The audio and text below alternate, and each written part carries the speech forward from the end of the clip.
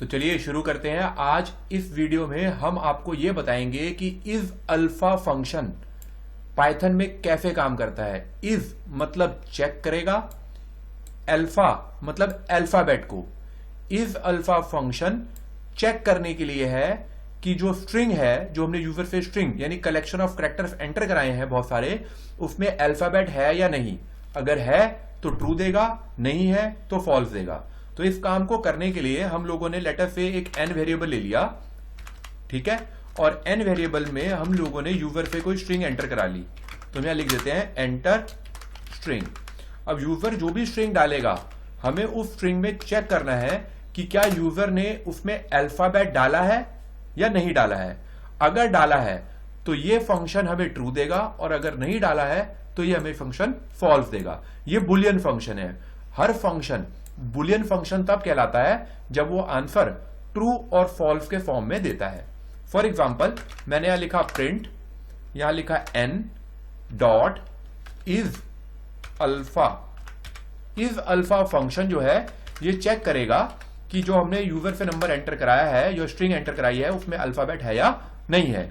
ALPHA is alpha function, ठीक है। अब इस अल्फा फंक्शन से हम ये चेक करेंगे कि जो n है, जो यूजर ने n में एंटर कराया वटएवर, उसमें अल्फाबेट है या नहीं। अगर है तो ये ट्रू देगा, नहीं तो फॉल्स देगा। इसको चलाते हैं। लेटर से यूजर ने इसमें फाइल का नाम कुछ भी डाल दिया अपनी मर्जी से, और यहां पर उसने एक नाम डाला अमित।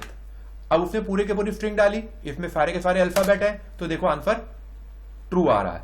अगर वो इस प्रोग्राम को हम दोबारा चलाते हैं और इस बार अमित के बाद में थोड़ा सा स्पेस डाल देता हूं, तो आंसर देखो फॉल्स आ रहा है। यानी एक भी कैरेक्टर अगर ऐसा है स्ट्रिंग में जो अल्फाबेट नहीं है तो उसमें वो फॉल्स देगा। अगर मैं दोबारा डालूं और इस बार क्वेश्चन मार्क लगा दूं तब भी देखो फॉल्स आ रहा है।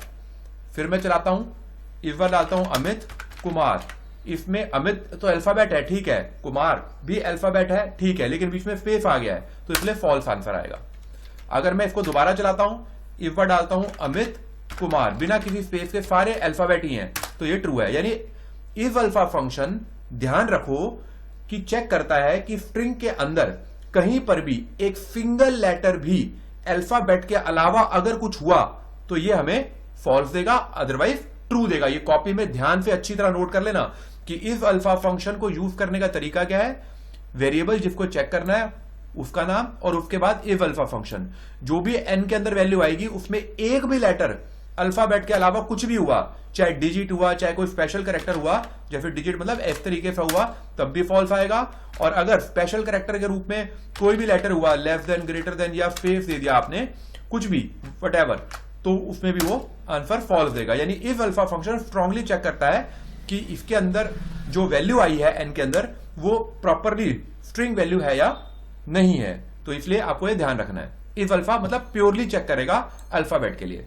अगर मैं इसकी जगह पर यहां चेंज करके कर दूं इफ डिजिट, तो अब ये चेक करेगा कि जो n में वैल्यू आई है वो डिजिट है या नहीं है। अब देखो मैं जब ये चलाता हूं तो मैं केवल कुछ नंबर डाल देता हूं, तब ये ट्रू आ रहा है क्योंकि इसमें डिजिट ही है। अगर मैं ये चलाते समय डिजिट के साथ में कोई अल्फाबेट डाल दूं तो ये फॉल्स दे रहा है, क्योंकि ये केवल चेक करेगा कि जो हम यूजर से एंटर करा रहे हैं उसमें प्योर तरीके से, प्योरली मतलब केवल और केवल नंबर ही होने चाहिए, डिजिट ही होना चाहिए। उसके अलावा अगर कुछ भी होगा तो उसमें आंसर वो फॉल्स देगा। यानी अगर मैं डिजिट डालते समय बीच में स्पेस डाल के फिर डिजिट डालूंगा तब भी आंसर फॉल्स आएगा, जैसे अल्फाबेट के केस में था।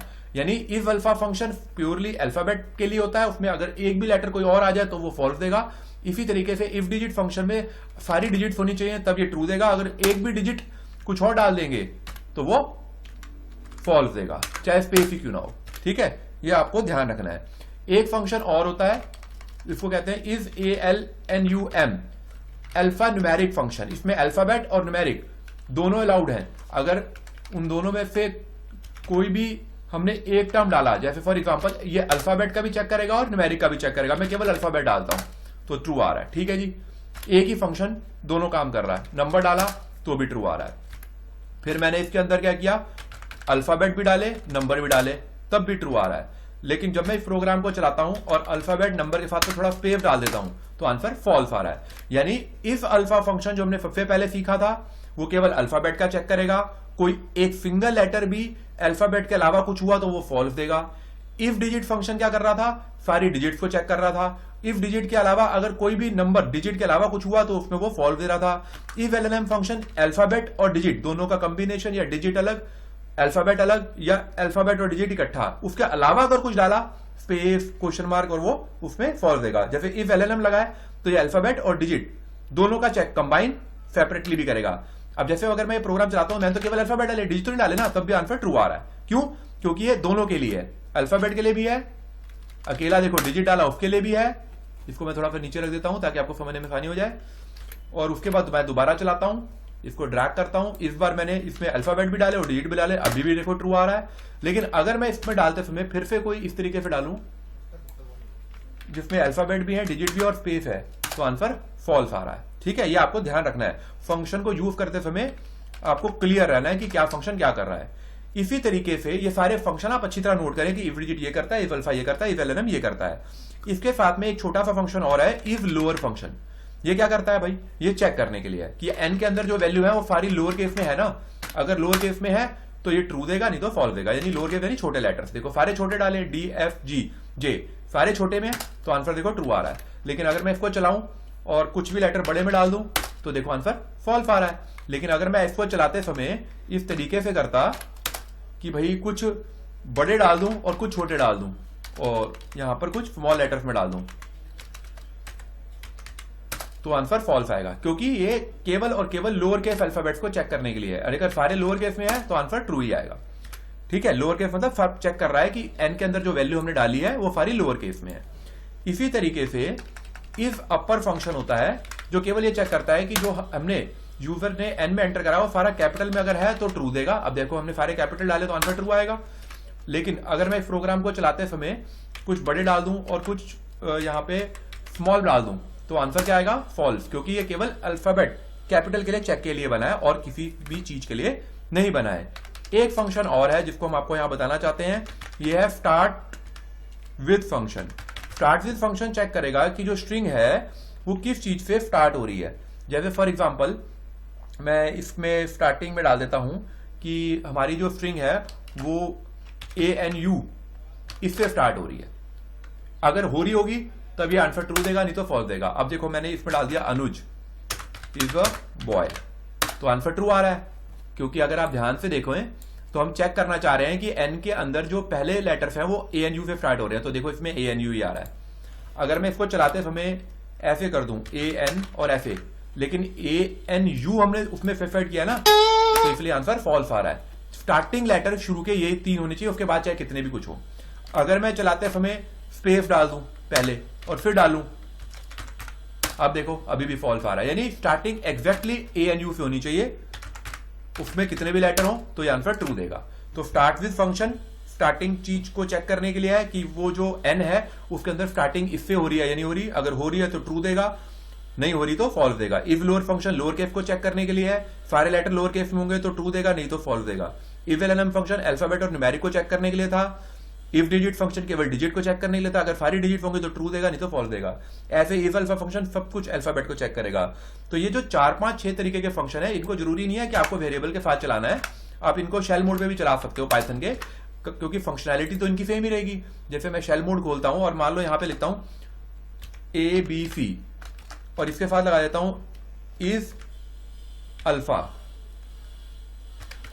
तो ये चेक करेगा कि जो हमने ABC लिखा है उसमें सारे अल्फाबेट है या नहीं है, तो ये देखो ट्रू आ रहा है। अगर मैं इसमें चेंज करके कहीं पर भी कोई भी एक स्पेस भी डाल दूं तो आंसर फॉल्स आ रहा है। क्यों? क्योंकि केवल और केवल अल्फाबेट का ही चेक करेगा। अगर स्पेस है तो वो भी करेक्टर मानेगा। अगर मैं स्पेस की जगह पर कोई परसेंटेज डाल दूं, ये डाल दूं, तो वो भी अलाउड नहीं है, उसमें भी फॉल्स देगा। केवल अल्फाबेट्स होने चाहिए किसी भी तरीके के, कितने भी। तो अगर सारे अल्फाबेट है, चाहे वो मान लो छोटे में हो चाहे वो सारे बड़े में हो, तो भी ये आंसर ट्रू देगा। ये आपको ध्यान रखनी है, छोटी छोटी चीजें हैं, कुछ भी नहीं है वैसे तो। फंक्शन अल्फाबेट अल्फाबेट का चेक करेगा।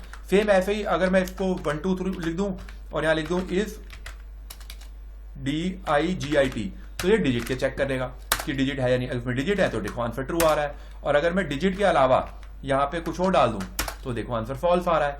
तो ये फंक्शन बिल्कुल सारे वैसे ही काम कर रहे हैं जैसा आपको सिखाया है।